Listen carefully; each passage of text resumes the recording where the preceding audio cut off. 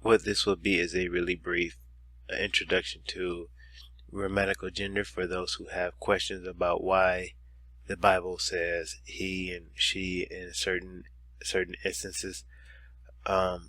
This will be maybe the first in a few videos that I'll do simply to answer a lot of questions that commonly come up, and I usually answer these questions inside of videos, but I want to have smaller 1 or 5 minute clips answering these specific questions. So I'll be uploading a few here soon.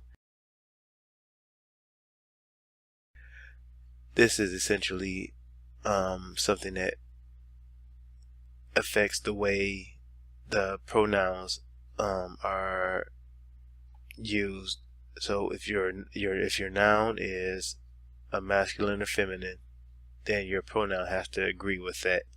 So we don't really have grammatical gender in English, but in Greek and Hebrew there is a such thing as grammatical gender. And so the way Wikipedia explains it is it says in linguistics, grammatical gender is a specific form of noun class system in which the division of noun classes forms an agreement system with another aspect of the language, such as adjectives, articles, pronouns, and verbs. This system is used in approximately 1/4 of the world's languages. In these languages, most or all nouns inherently carry one value of the grammatical category called gender. Let's see, do I have to read all of this? So, okay, here's I suppose a good example over here. So in languages with grammatical gender, each noun is assigned to one of the classes called genders, which form a closed set. Most such languages usually have from 2 to 4 different genders, but some are attested with up to 20.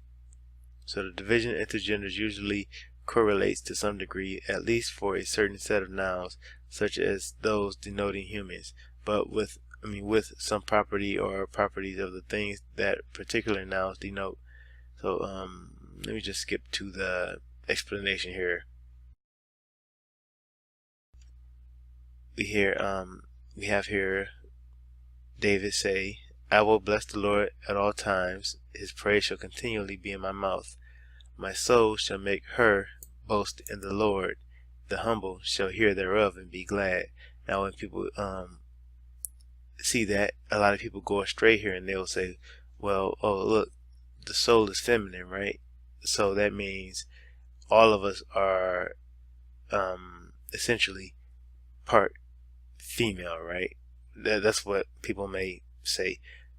If our soul is feminine, the light or the intellect is masculine, and that's not really what it's saying here.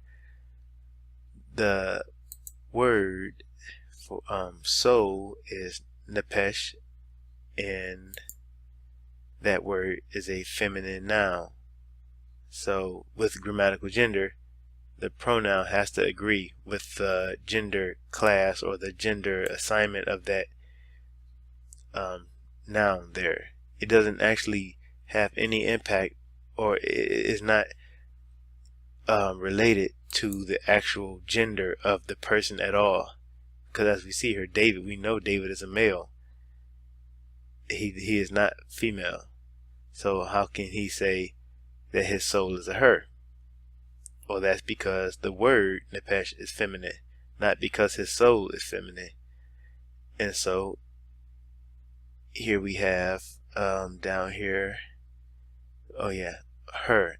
See, with there's no actual word for her here, but when you translate it to English, you have to translate it as her. So you have to translate the pronoun has to be her in order to be translated properly. Now let's look at another word like angel, right? This is another if you look at Christian answers, or not Christian answers, but one of those Christian websites where they tend to answer your question that you might have, their explanation for the gender of angels is that the gender of the word angel, or in this case Malik, is masculine. So that means all angels are masculine. But that's not actually the case either. The word is masculine. It has nothing to do with the actual gender of the angel. So in almost every case, unless we are given the detail that this angel is a male or a female, it will always be translated as a he or a him, because it's masculine. And the same thing applies to the word serpent and dragon, for that matter. So I'm going to finish this. Just going to show you this one more thing. Okay, the serpent, right? Nakash, masculine noun. So Nakash, in order to be translated correctly, the pronoun always has to be he or him. So if anyone has any more questions,